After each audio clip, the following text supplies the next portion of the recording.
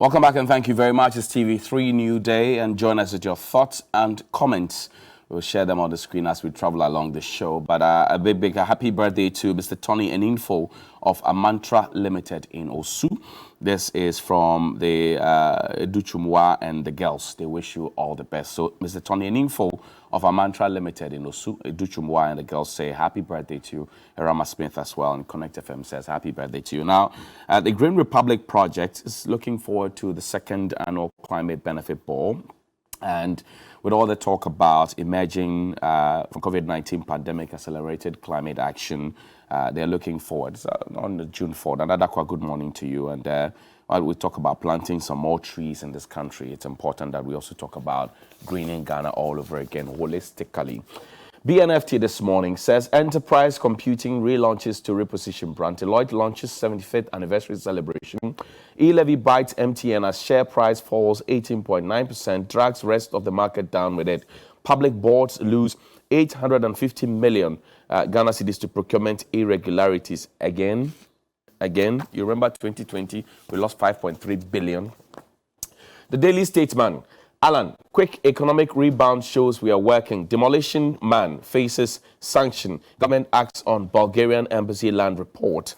And Daybreak newspaper.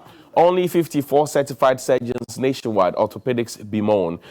More husband snatching charges against Doftu Tema Dofsu lady. Well, we're told that somebody went there with her husband's issue and they are now married. Yes. Umpe obipe. Baumia promises longer list for pension schemes, and Kweku Frimpong, the Asembeba, as Ashanti Gold SC demoted to Division 2. The business analyst, VIP's office to assist MPRA digitize its operations. Ghana may import electricity in 2022 due to power shortages. Really? We have excess capacity, we're told. Fewer prices to ride marginally, IES forecast, and IEA projects 2% increase in policy rate, expects more increase in cost of living. Yeah. GRA reimburses over 120,000 persons after initial hitches in e-levy. So if you deduct my money for more than a week, I could have invested that and made some money. Are you sharing the profit with me, GRA? Good morning. ABC News. Match fixing scandal. GFA demotes Ash Gold to Division 2. NLA gives license to 12 private lotto operators. An editorial here says MPP elections fair play, catalyst to breaking the 8. Also, Boris Johnson wants to cut up to 91,000 civil service jobs. And finally, the Supreme newspaper state closes case on Major Maxwell Mohammed's murder trial.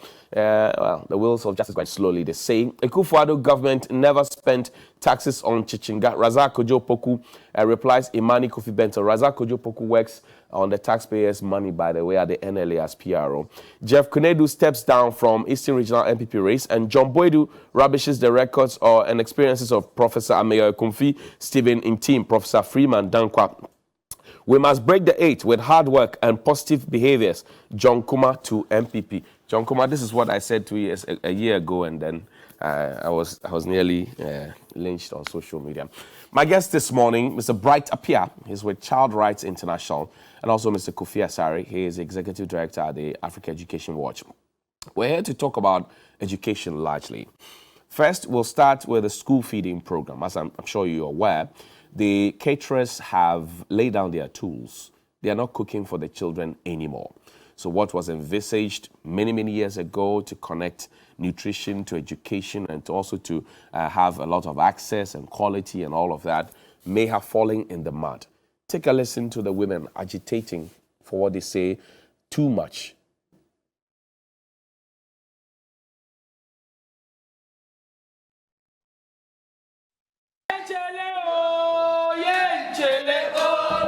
Nothing good came out of the meeting. They said they don't have any increment to give us. They don't know when school feeding is going to increase it.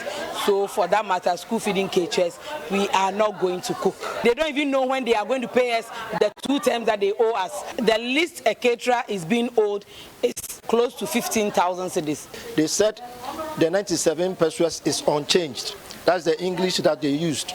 So now we want the increment, and how much are they going to pay us? Most of us, we are family members, we take care of children at home.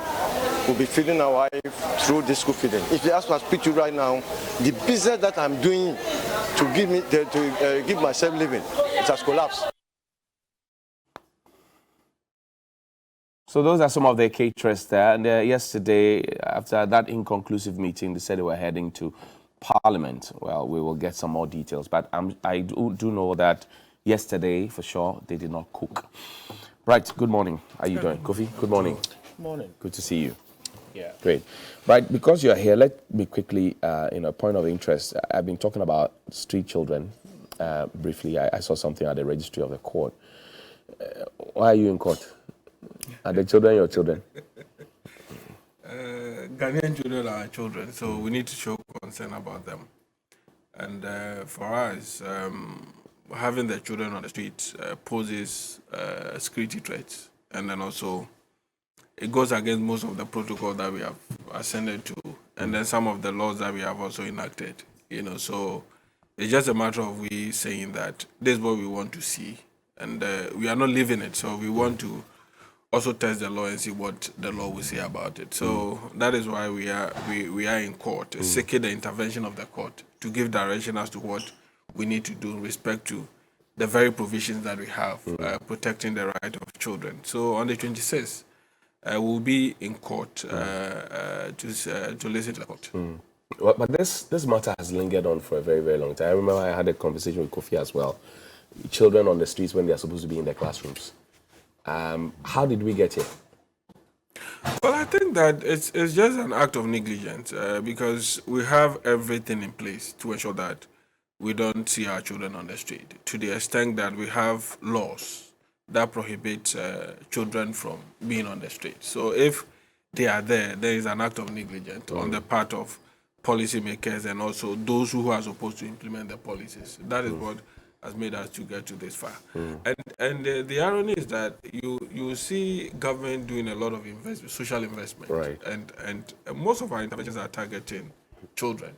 So if you still see people, on the street, then you question yourself as to the commitment of the state in respect to the social intervention that they are implementing, and indeed whether those interventions are really targeting children, and that is the motive. If that is the motive, then it means that any child on the street who's supposed to benefit from that intervention must be in a place that they will benefit fully from it. But if we have them out of the main social basket, then it raises a whole lot of questions as to our commitment. So for me, you cannot be doing investment. No businessman will do investment and think that he wants to run at a loss. The ultimate responsibility or aim of every businessman is to make profit. So if you are doing social investment as a state, at the end of the day, you expect that you want to make profit. That's right. So if those who will give you that profit in terms of what they can become in terms of literacy levels and all that, and you are not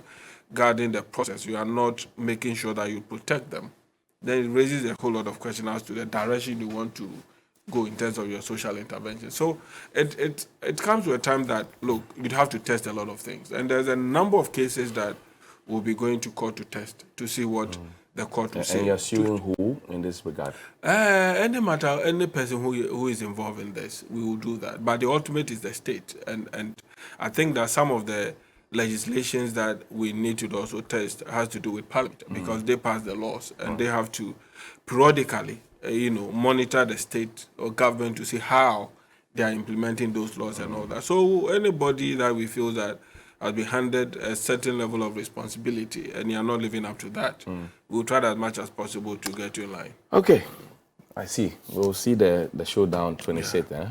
Okay. Kofi, let's begin from the school feeding program. I'm sure you've heard the caterers. You've seen them as well. Did you see this coming? Yeah, good morning to the cherished audience. So far as we are concerned, there is no news. We started hearing promises of increasing the school feeding programs per unit allocation over 2 years ago. And nothing has changed. Over the period we've been experiencing, increases the prices of foodstuff. And so comparing it to increases that have occurred, in the feeding allocation for the free senior high school feeding since its inception, obviously you would know that something had to be done to the mechanisms of determining a per unit cost allocation in the school feeding program. I led a team to do a comprehensive field visit to over 60 schools in 8 districts at the beginning of the academic year, among others monitoring the school feeding program. There were schools, for example, in Bongo, where it was scarce to see food with fish or meat, and then that told you that obviously the 97 pesos was not enough. So it's just rice, it's just watching, no protein. So yes, sometimes you see beans in there, sometimes you see jollof alone with nothing. And the conditions under which some of the foods are prepared, have some of the pictures here. It meant that, yes, that's a laudable program implemented by President Kufuor, introduced by President Kufuor over the years, running for about 15, 16 years. But it's a laudable but underfunded program. Perhaps because of the way we've managed the program. The program has not been accorded the status of a proper social intervention program. How do you mean? If you are, let me give you an example. For example, LEAP or capitation grant. There are mechanisms, inbuilt mechanisms for adjusting the price. You understand? So they are managed properly, such that when it is time to adjust the price, you don't need, a whole social movement, to initiate that. But when it comes to the school feeding program, because the contracts are political handouts, they are political handouts to party loyalists. It is not your contract that you have a negotiating power, because the whole thing is a gift. If you talk too much, it's going to be taken away from you. So the circumstances surrounding the procurement and then the management of the contract gives very little, if you like, rights to the caterers, and that is why they are also unable to provide quality but deliver the best they can with the meager amount that they have. That's the problem with the school feeding program. Whenever something is free, the tendency of people accepting whatever is delivered in any form or shape or quality is always high, especially when the beneficiaries are poor or poor people. So I think that with the resurgence of the Ukraine war, we saw these agitations to reach a different level, because it is just becoming practically impossible to cook with 97 pesos and expect a hot meal a day for children most of whom are actually malnourished. Right. This is our situation. 97 pesos. And the caterers say it is inadequate. They have called for an increment. They have been told, well, not now. It will not happen. You do know that at the beginning of this year, the expansion of the school feeding program was put on hold. So the whole idea that was envisaged under Dr. Makuto for President Kufuor, to have nutrition here, education here, so that there's no barrier, is almost being defeated, if you will. How does that sound to you? Yeah, it's a very serious issue, in the sense that if you look at the objective of establishing the school feeding program, you would have the intention that government is into business to ensure that they bridge a certain gap within the education sector, and then also to ensure that malnutrition is a thing of the past, and also to ensure that whatever is procured, it is done internally. So it creates business, it solves problems in terms of school enrollment, retention, and attendance, solves the problem of malnutrition, and then also make sure that everything that we do, we procure it domestically.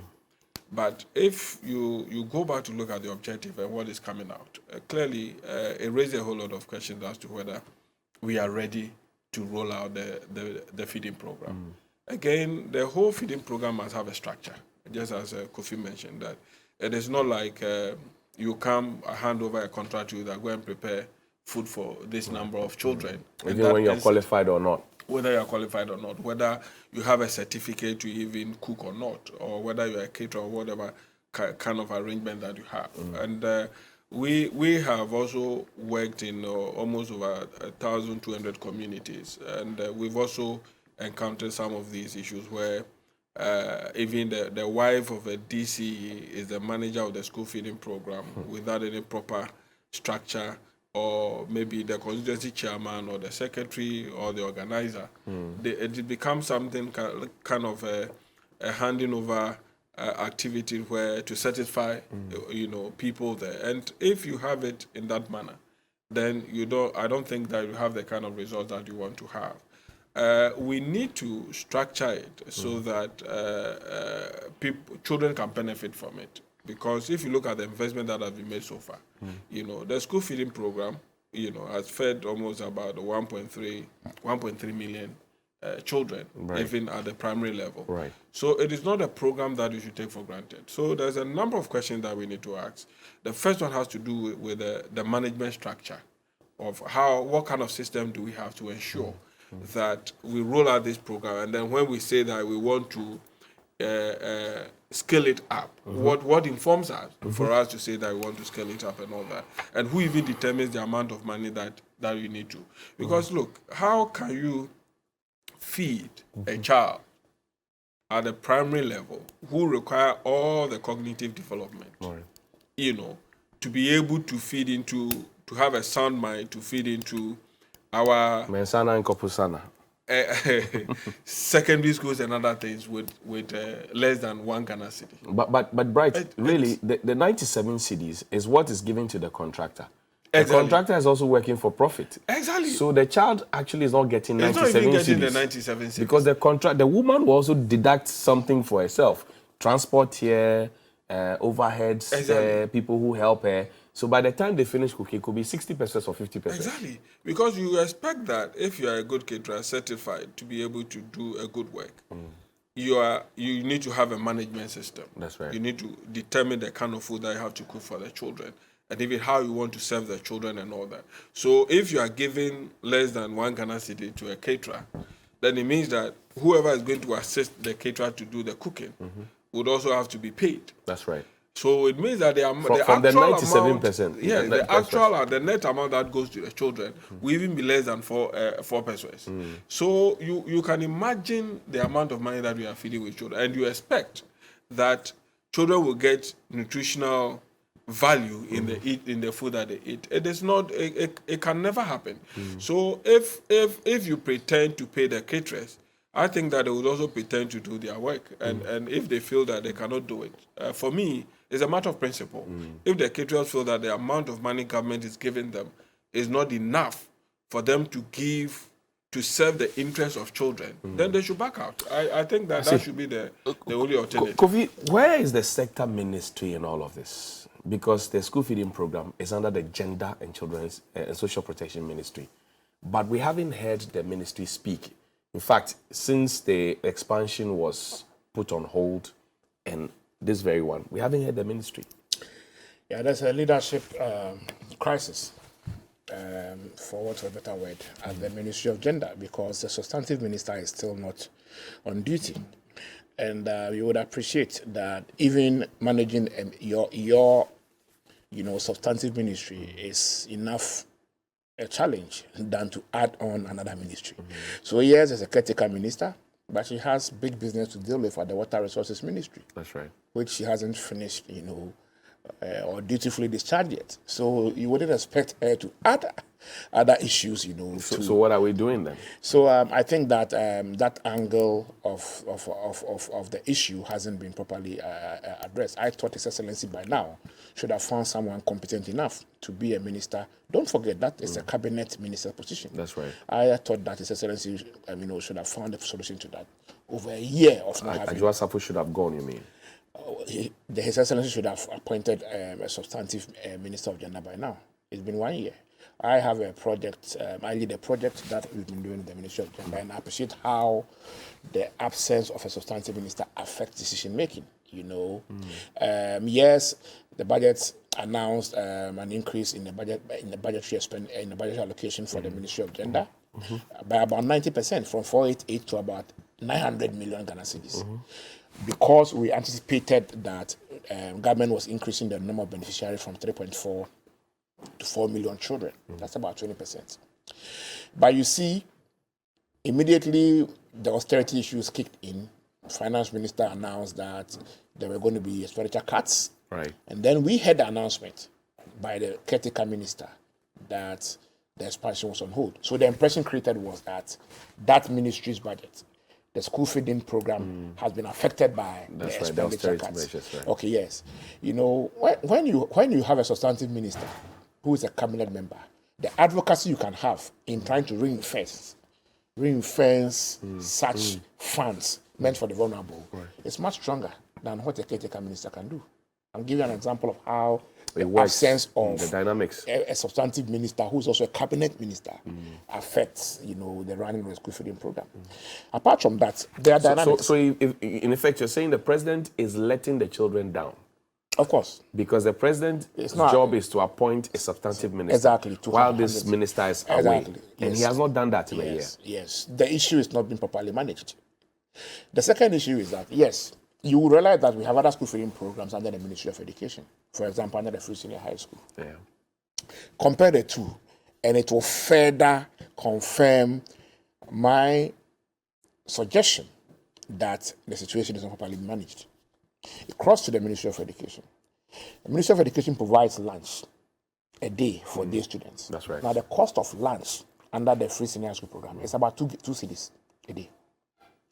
If you appreciate the essence of nutrition, okay, you wouldn't need a debate to accept that the child's food should be more expensive. That's right, than the adult's food.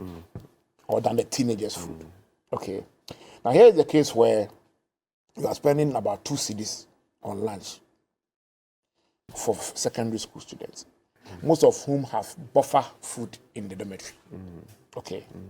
And then you are spending 0.97 cedis on food for those we know are exposed to malnourishment and require nutritional enhancement to participate in the learning process. Not just attend school, but to have the cognitive, you know, not ability, but then the leisure of an attentive mind, an open mind, to participate in the learning process.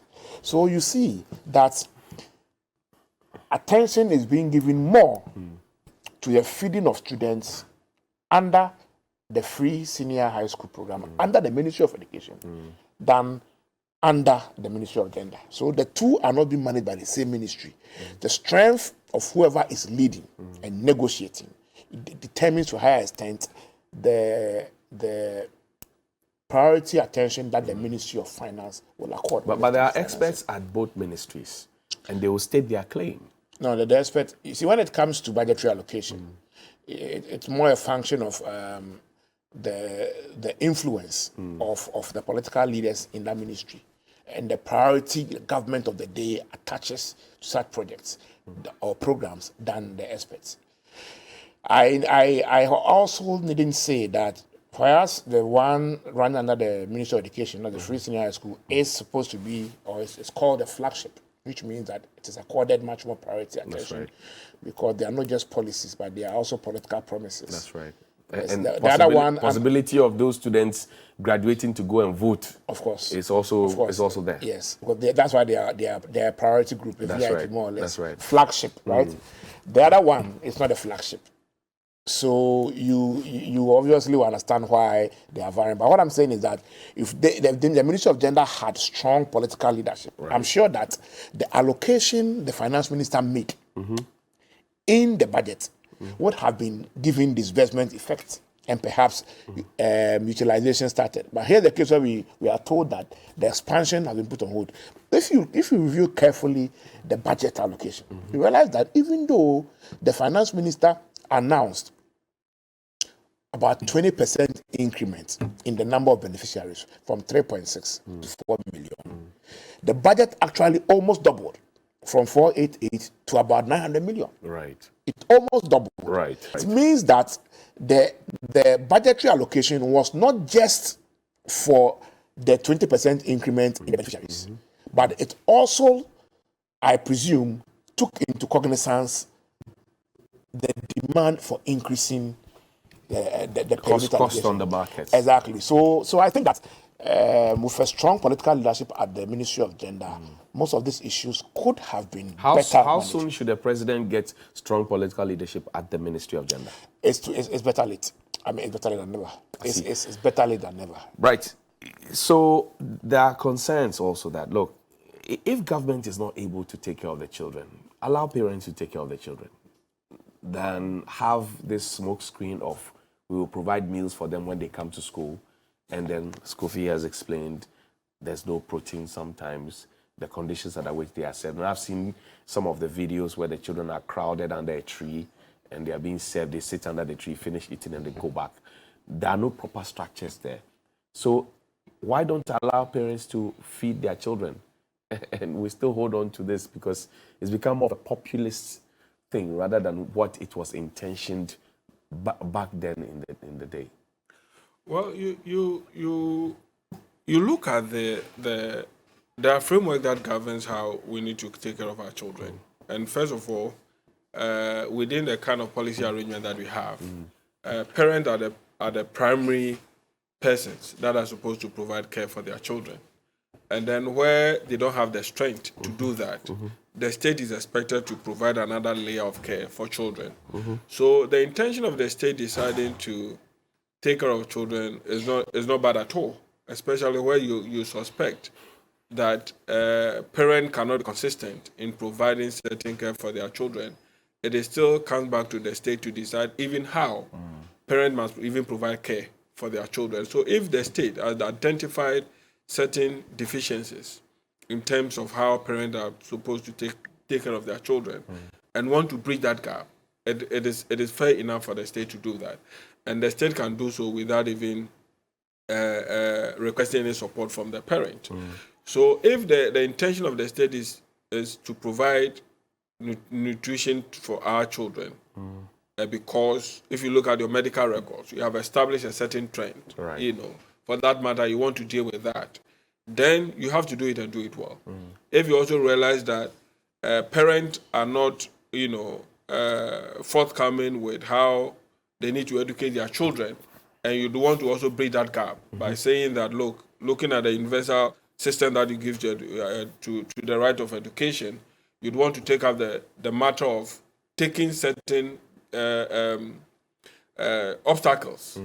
For instance, some parents were complaining they don't have money to provide food for their children. That's and all that. So the state is saying that, okay, if you don't have it, I am going to provide it. For that matter, your responsibility is to send the children to the child to school. Then, you have to do that. And we were getting results because if you look at the enrollment rate at a certain point, it doubled. That's right. And the retention level also increased at a certain point and all that.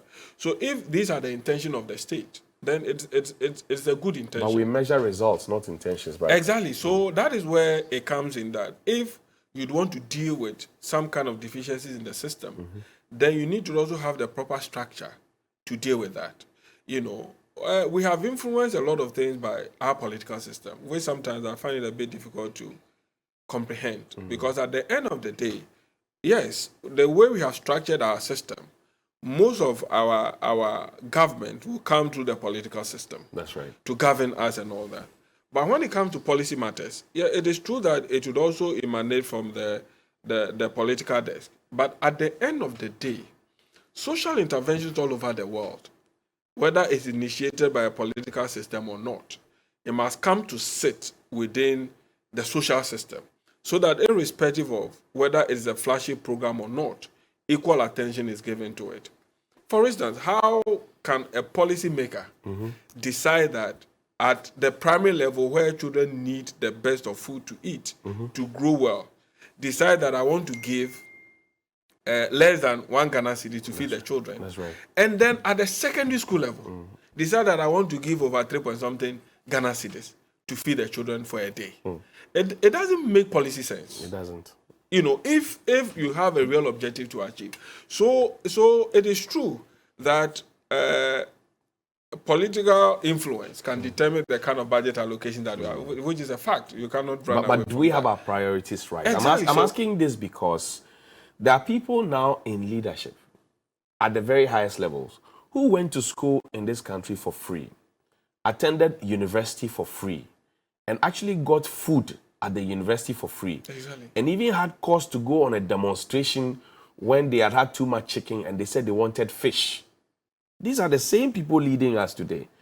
And the children can't get 1 cedi and 3 cedis to feed themselves. It's a problem, isn't it? It's a huge problem. And for me, we need to address it from a point that, look, we should not always assign everything to the political system. Once it's a social intervention, we should look at it purely from it addressing a social need. Once you have that understanding, irrespective of who has the influence or not, there are certain programs that government cannot negotiate. To say that the minister must come to you to say that, okay, the 1 cedi that I'm giving to them to feed their children is not enough. Therefore, you have to bargain. Or the Ministry of Finance will just decide to say that, okay, I want to cut down the budget allocations to the ministry. Therefore, I can cut down, stop scaling up the program because it's addressing a need. So it is important that we situate some of these things in the social environment and see the issue that we are seeking to address. Because if these children are not going to school because of the food, they are not getting all the things that they require because caterers are saying that they cannot do it. You see, the worst part of it is that if the caterer decides to cook anything for the children, who is watching? Who is supervising? So government is not for you to even say that the caterers must come to you to negotiate. It is for the state to negotiate with. But Brian, what can 90 pesos buy in this country? 90 pesos cannot buy this water. And you see, Johnny, the irony is that most of the food that they used, the intention of the state is that most of the things will be procured domestically. That's right. But I can tell for a fact that almost about 80% of the food that we use to feed the children are imported. Yeah. So clearly, inflation also comes in here. So how do you expect somebody to go to the market and buy a proper rice to feed the children, if not the one that we call the 2Jimmy? That's what they will go and buy because that's the cheapest, because you are giving them a money that is not enough, to cook for the children. So the state must always have it as a priority to even negotiate with the caterers that, look, what I'm giving to you is not enough. I want to increase this to this amount, and the expectation is that you meet all these requirements. Right. But if you leave the environment for even the caterer to decide that they want to back out, this is what they want to do. No, then there's a policy error somewhere that we need to correct. Kofi, let's enter secondary schools now. There have been concerns about feeding for even boarding students, that there's not enough food. Sometimes they do Coco Sakura. And parents are being prevented from going into the schools under the guise of a certain COVID restriction. So you have a child in boarding school now. The child tells you by a phone call to their housemaster or whatever it is, the challenges they are going through, but you can't have access to go and visit your child even with food. What are we doing? The issue with government managing feeding in our schools is a mirror image of how we perceive social services.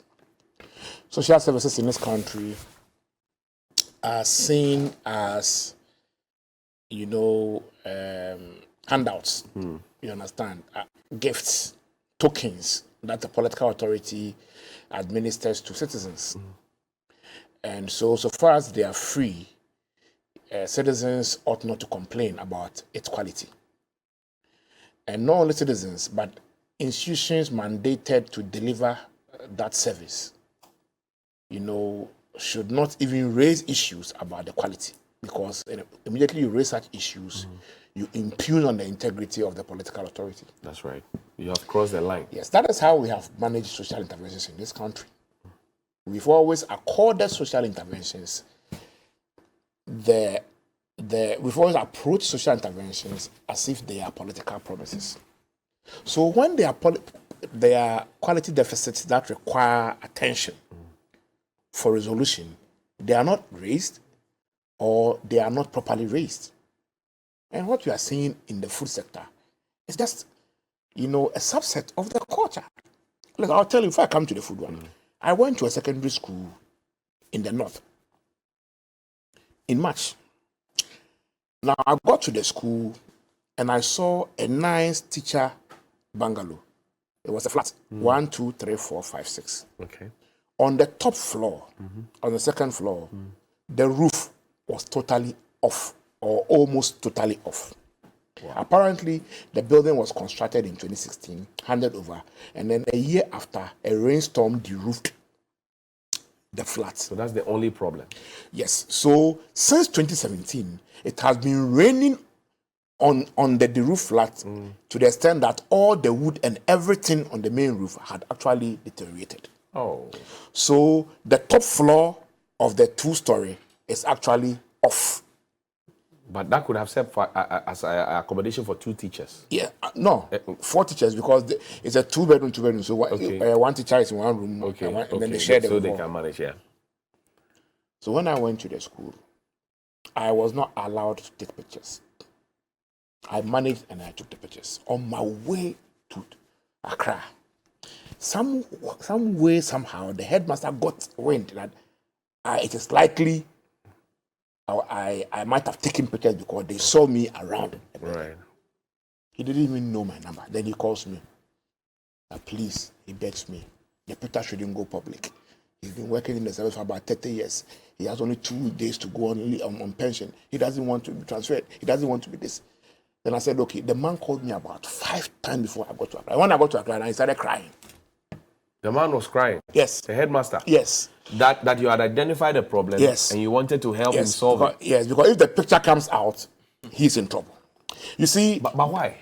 So if this culture persists in institutions mandated to deliver social services, in this case, education service, when there are quality deficits, the citizens responsible for delivering it will not talk about them because the institutional culture does not permit quality assurance. It does not permit any rigorous analysis or evaluation or self-introspection of the quality being served for the purpose of improving quality. That's true. This is what we are seeing under the secondary school feeding. The food sector has an issue. It starts from the buffer stock. They don't have food. No, they don't have cash. In fact, the entire issue of feeding under the free senior high school is not a Ministry of Education problem. It's a Ministry of Finance problem. It is a liquidity issue because Ministry of Finance is supposed to release funding to the buffer stock through Ministry of Education to pay suppliers who have been engaged by buffer stock. That's right. And note that about 65% of the free senior high school budget is food. 65%. That's about 1.3 billion or so. Huge. So immediately there are liquidity challenges and suppliers are owed. They are unable to supply on time. Because if you are selling rice, you are torn between supplying it to those who will pay you on time and those who will not pay you even after 6 months. Other than that, you will lock up your business, as we normally say. So the suppliers are not able to supply according to schedule. And schools are having to manage the little they have. So I know schools where they can have a whole management meeting just to decide on when to eat bread. Okay, Oblayo is heavy, no bread. The rice water is heavy. Right. I mean, those are the meetings some headmasters have had those conversations. Those are the meetings that headmasters are having. The headmasters who are paid to have high-level meetings. Those are the meetings that they're having. To discuss whether you add bread to Oblayo or Tom Brown. They're thinking matron conversations. Because you are managing the little that the suppliers who have not been paid for about 6 months and over. And yet they can't speak. So it's a liquidity. If the supplier speaks, their contract is in trouble. If the headmaster speaks, they will be transferred. So you see, but that is culture of silence. So. Of course, that is within the GES. That's the institutional culture. Within the GES, if you talk about this, you will transfer it. I've been working with the GES for 20 years. That's how they are. So that culture is still there. If you talk, you will be an assistant headmaster forever. You'll not be headmaster. You understand? So, with this, I am saying that the finance ministry is solely responsible for the issues of feeding, because the feeding issue is a liquidity issue. It is not the case that any supplier has been paid or is only owed for. As we speak, last week we heard that about 200 million cedis was released. Right. Out of that money, only about 120 million or so will go to the school feeding, because the money is meant for free senior high school, not just the suppliers. The suppliers. Okay. If that money is released, it will even pay this year's debt. It will perhaps end Last June, quarter. The June. No, it will take us to December. Take us to December, because the Ministry of Finance is owing buffer stock about 550 million Ghana cedis, depending on who you talk to. So you see, it is a liquidity issue, and until we have indicated that, look, we are always going to have issues with releasing funds from Ministry of Finance, because even under the ABFA, under which this feeding is being funded, even under ABFA, you are having liquidity challenges. Not GOGO, ABFA. But those monies are supposed to be statutory. They're supposed to be. Once you deduct, it comes to it. By the You time deduct, the it goes Minister to of it. Finance went to read the budget last year, less than half of the allocation to free senior high school had been disbursed. And I'm saying that ABFA is about 43% or so of free senior school budget. So even ABFA is not coming. So the issue we have is a liquidity issue. We have said that one way out of this is that empower the buffer stock company and then get some security for them, either the Ministry of Finance, because they need to go for an overdraft, but they don't have any assets. They are a company, but they are a small company. They can't get 15 million from the bank. But for me, I believe that if any of the two agencies that they are acting on behalf of, Education Ministry or Finance Ministry, can give them a certain collateral backing, they can go for an overdraft and then sort out some of their suppliers so that it doesn't disrupt the feeding process. But as we currently are managing the situation now, schools will always grapple with very little food because suppliers are owed up to 5 months. I hear you. Well, so why do we get sweet talked? Because I also know a headmaster who told me that they decide to eat rice porridge in the morning because they only have rice. So rice porridge in the morning, they'll eat jollof rice in the afternoon, and then plain rice with stew in the evening. We'll see you after the break. Welcome back to TV3 New Day, and thank you very much indeed to Sonar Fashions for my outfit this morning. 0246 590162. They are in Tamale, Kuko, and they deliver across the country. My guest in studio, Mr. Bright Appiah, is the Executive Director of Child Rights International, and also Mr. Kofi Asare is also the Executive Director of the Africa Education Watch. Right, before the break, Kofi had, like they say on the streets, opened a lot of keys regarding where the actual problem is. Now, the conversation about the feeding is settled. In the secondary schools now, under the guise of COVID restrictions, parents are not able to visit their children in school. So that what happened when we were in school, you need brooms, you need irons, you need this, PTA steps in to support. Now the PTAs are restricted, and yet these problems that you have both highlighted exist. Are we being too stringent? Are we acting up? Are we hiding behind COVID, Russia, Ukraine? What are we doing? Well, for me, this suggests that government is not certain about the outcome of the policy. So we want to put out a lot of restrictions so that people do not take advantage of the inefficiencies to make a lot of noise about it, to even disrupt the uncertainty that government is trying to manage. So for that matter, they want to regulate a lot of things around the policy, which also put a lot of things under the carpet. That because any social policy, you need to try it over and over again for it to stand, for it to gain its stability and all that. So there are certain people that you cannot take for granted. Because if you look at the current policy, the PTAs are not that much important as compared to even the parent in terms of the role that they play. To the extent that government has even called on parents to also support the implementation of the school feeding program. Right. So if that is the case, then you need to have a program where you open up the policy for parents to also participate in the process, to even make suggestions to you as to how you can run it and what they can also do to support the process. But if you close the policy with the fear that when they get to know what is happening, they will blow it out of proportion, then you yourself, the person who is implementing the policy, you are not certain as to the but the direction restrictions of have the been policy. lifted everywhere. You can go to church now. Wearing a mask is not even- mandatory and all of that. So why not? I've been touched on the on the COVID because children leave from the house to school. So it's not an issue about COVID. It's just an issue of the fear that government is not even certain as to how the policy. If parents goes. see, they will. If they they will go and see this, they trumpet see it. that exactly. But I think that you have parents as part of the core participant in rolling out some of these programs and all that. I know parents who don't allow their children to eat from the school because yes, from the dining hall because they provide food for their children and all that. But you see, I always want to question the intention of social interventions, before looking at any other thing. What is the intention of government to say that I want to feed children in secondary schools? What is the intention? The intention is so clear that yes, you want to make sure that you lessen the burden on parents, and then so that children can have full attention.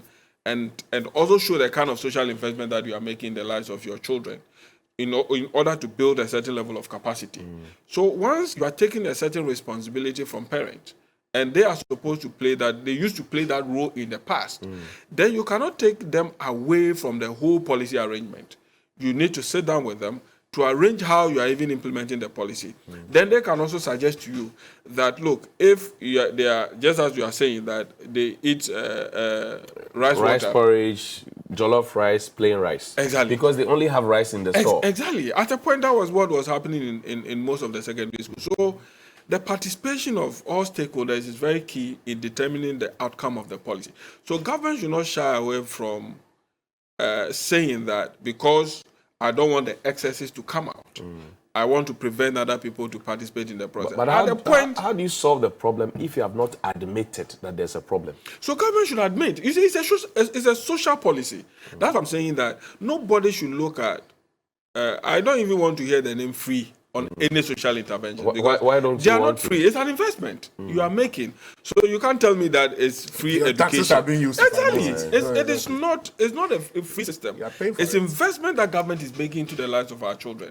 At the end of the day, government expect that when these children finish school, they'll be productive to this country and all that. So it is not free, and for me, we should not even tie the free thing to all the social intervention that we have. So open up and say that this is what I want to do. And we expect that any other stakeholder involved must also play this role. You have seen, we can you have seen the consolidate policy effort. document of free SHS, I'm sure. Is it fit for purpose in our current situation? Is the free SHS fit for purpose? Double track here. You heard Charles talking about the lack of furniture, and children are now sharing, 2 children are sharing 1 bed, and all those things that you hear them talk about. Is the policy now fit for purpose, or do we need to pause, reflect, audit for a fresh start, and then zoom into it properly? Enough of the politics, though. Yeah, of course. As for politics, we have to take it out of the implementation of social interventions. Because look, every country that want to implement social interventions at least give itself 5 years or more to try their policy to see how it will work or it will sit within the social environment. So the trial process is not a time for you to decide that you want to hide things from people, to make people believe that yes, you are on top of the policy. Right. So most of the things that came out as a result of the free SHS program, were things that government must admit and see it as part of the review process to strengthen the implementation of the free SHS. But whenever it is raised, it's as if somebody do not like the policy or is not interested, so we want to bring out all the ills about the policy. But the essence of implementing social intervention is to identify the ills and deal with it. So you saw government struggling with the double track and the single track, the gold track and all that. Now, we don't even have we are not certain as to whether government is running double track or now it is single track. At a point, we came to the issue of semester running on the semester basis and all that. That's right. We are not certain because a policy direction came, then it took the intervention of someone to halt that policy intervention that, look, we can't run this. So you ask yourself a lot of questions as to whether the policy framework that we have in running the free SHS is following a certain track. So to enable policymakers to follow how it is flowing so that they can also suggest to you and all that. But most of the decisions that have been taken so far are not really coming from the policy framework. And that is where, for me, I will answer the question as to whether it fit for purpose. Right. Because if some of the decisions are ad hoc, then it is not coming from the policy, because the policy lifespan must be to a certain extent for you to say that, okay, when I move from A, I'm going to B. When I'm going to from B, I'm going to C. And out of that, I'll be able to identify the strength, the weakness, and then I'll address it. But then, right, finally, before I come to Kofi, sorry, the policy itself, and that's one of the problems I have identified with this government. The announcement of a policy is made public even before the document is formulated. Exactly. And we all know that laws must exist, out of which policy must emanate, and then implementation, evaluation, and so on. So if the president sees people or has elected microphone, vice president, and they announce a policy without a policy document, then we have jumped the gun. And that is why we are having these problems.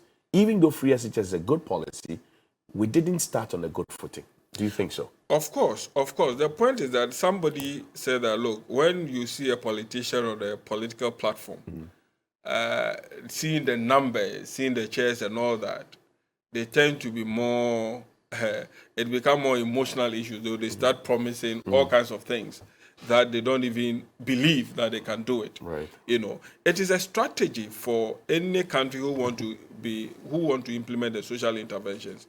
First of all, for instance, in Kufuor's time, when Kufuor want to introduce any social intervention policy, they first throw the policy into the public domain for discussion.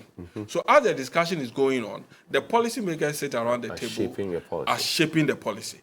That should be the strategy. But where you don't have a clue about how you are going to implement the policy, but you are certain that I want to do this, then there is something wrong. For me as a policymaker, I will look at you and tell you that you don't even know what you're about.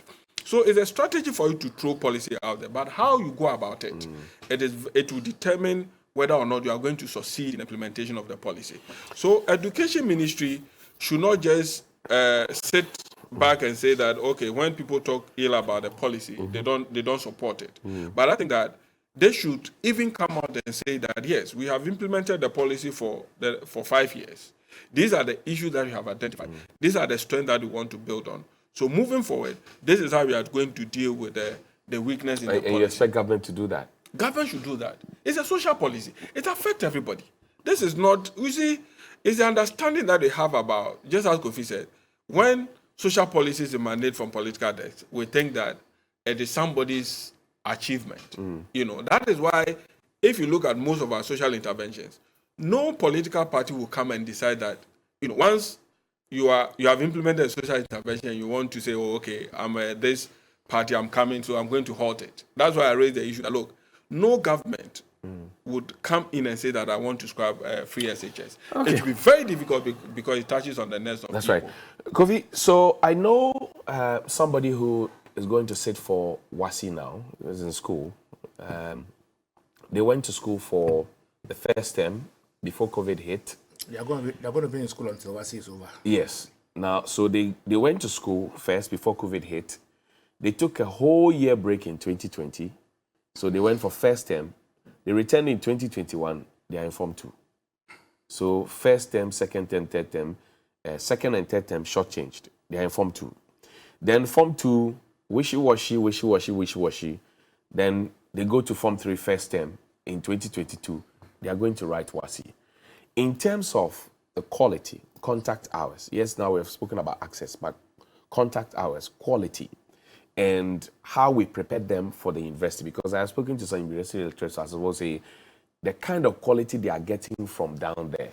If parents are not adding up by extra classes to them, then the quality they get at the university at level 100, they need to start all over again and prepare them as if they are now starting. Is that your reality too? Well, within the context of contact hours, I think that the ministry has been intentional in ensuring that even within the limitations of the number of days or the number of the periods spent, in school, averaging about 160 or so in an academic year, there are intervention programs in the schools that ensures that contact hours is not compromised with. So I am informed on the ground that as much as practicable, contact hours is not interrupted at all, even though the number of days they spend in school or may have been reducing. Saturdays, for instance, intervention programs are organized, and the ministry pays for this intervention program, more or less the extra classes, now being funded by the state to ensure that the reduction in the number of days as a result of double track, etc., doesn't affect contact hours. But there are also issues relating to how you compress content within a limited number of days. So if you are doing 8 hours instead of 6 hours a day, you are doing more hours a day, and then also doing weekend classes as well. It means that the child is having to learn under much more strenuous circumstances than having a much more relaxed academic year where they could have done only 6 hours a day, for longer periods. But contact hours wise, the government has been intentional not to compromise on that because of the double track. So I'm raising this because I've had occasion to pay for extra classes. I mean, during the 2020 period when they went for first term, came home for the whole year, we had to do extra classes. So I was surprised that they didn't go back to do second term, third term, and they jumped straight to Form 2. So when you talk to me about contact hours, if I hadn't taken the initiative to engage extra classes teachers, that child would have been shortchanged, no? Now, what happens is that, as I mentioned, the number of days they spend in school has reduced compared to when we're having the 3 term. But the syllabus has not changed. No, but the number of hours, contact hours is different from the contact days. Okay. So contact hours is the number of hours that the credit hours. Exactly. The number of hours of instruction has increased. You understand? And weekends are even added to the instructional hours. But you do know that the rest is important. That's what I'm saying. That's what I'm saying. That the extent to which you compress, content also affects learners. That's why I mentioned that. So learners would have wished to have a much more relaxed, instead of doing 160 days of instruction, maybe 200. But now we know that learners are spending more days at home than in school. But now you're talking about nutrition, and then affects mental capacity to adapt to the compression that you're giving them. Exactly. So you're not feeding them well. You are compressing the studies for them. What are you aiming to fail? Exactly. So obviously the policy has challenges. Our challenge is that we have not been able to view the free senior high school as a social policy intervention. What have you viewed it as? As a political promise. That is why the things we are discussing are symptoms of our approach to a social policy. You understand? Whenever a social policy is viewed by the government as a political promise, the approach in managing it is characterized by 3 key things. One is what we call policy fetishism. Second is policy obsession. And the third is policy paranoia.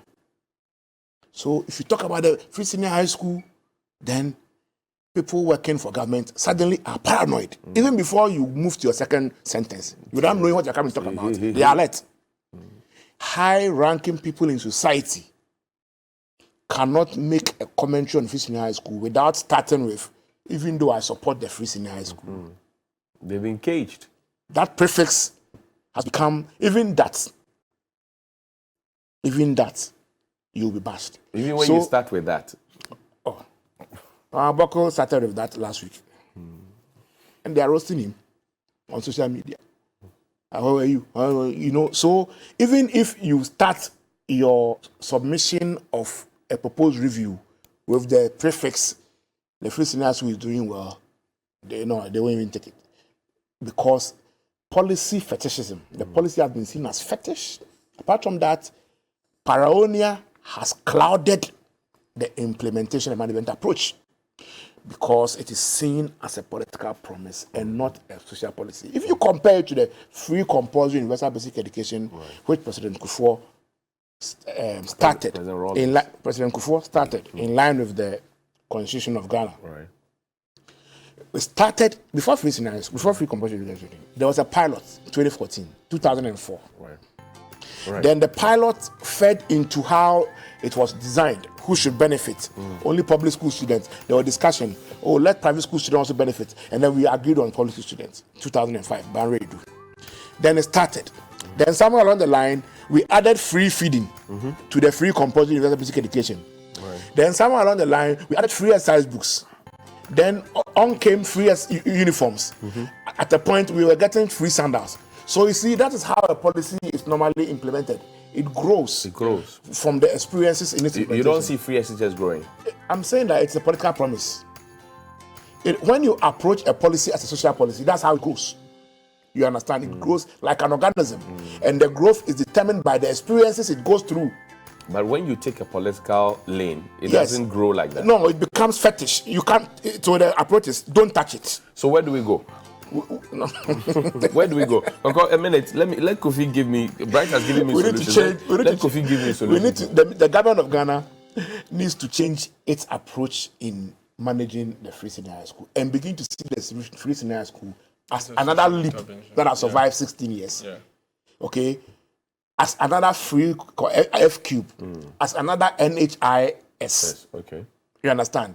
And not see it as a political tool that political opponents are going to use against them, or a political tool on which their political future solely rests on.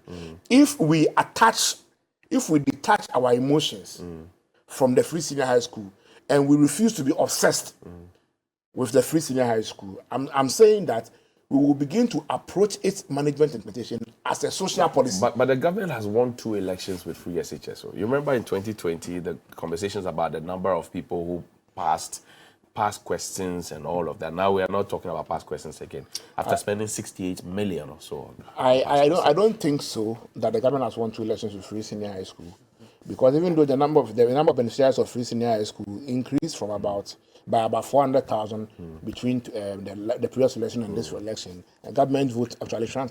Well, but in 2016, the government won overwhelmingly. After another went to BBC. I'm talking about the second one. Okay. When it was a promise. Now, when it came to delivery, when 400,000 more children were added to the number of children in school from 880 to about 1.2 million. That was the number of votes rather reduced. So it is not per se. That's why I think that the government should appreciate that there is a dimension they have to look at, which is the quality dimension. Open up the policy as a social intervention policy. And I was happy the president said at the University of Cape Coast, on the day he said that the media house is running a campaign against the free senior high school, he made something very important there, that he believes that the free senior high school, all political parties have accepted that the free senior high school has come to stay. Okay. So that should be a foundation for launching the free senior high school as a social intervention policy. I hear you.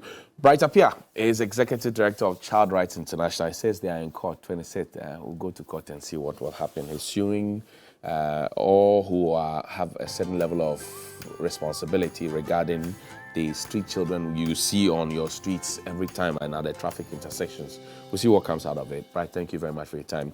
Kofi Asare is a man at the Africa Education Watch, and he's been sharing some very fine details with us on issues about education. A message here from Isaku in Tamil. It says, Johnny, since yesterday I have admired the composition of your panel members for New Day program because they are solely technocrats. Continue to invite such people to hold frank discussions on national issues for us to appreciate the real situations as they are. The discussions from politicians, as we normally experience on your set, are not taken seriously due to the sharp bias from their political followers. Thank you very much. Good morning, bro. The issues are to be featured later on our business news, and also if you go on 3news.com. Business Today, Bank of Ghana's tool to fight inflation is being called into question. We will tell you more about that in our business news subsequently. Also, the desk will be looking into the possible benefits of collateralization of government revenues, the good, the bad, and the ugly. We'll also be take a biting effect of fuel price increase, as I'm sure you know it's gone up. And then details of all these come up at News 360, midday news at 12 and at 4:30 p.m.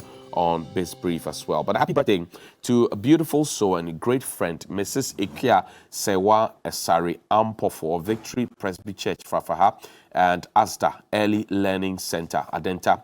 May your day be bright and may your year be full of blessings. Enjoy. This is from your friends Amanyame and Francis Doku here at Media General. Also, a happy birthday to Mrs. Martha Osetren at ECG Aveno from CEO and manageress of Nicole Ventures, Mr. and Mrs. Ashi. Also a happy birthday to you, Mr. Tony Eninfo of Amantra Limited in Osu. This is from Edu Chumwa and all the girls in the Rama Smith at Connect FM. Nana Osedakwa is the boss at Green Republic. They have a Green Republic project coming up on the 4th of June. I'll tell you more about it later. See you after the break.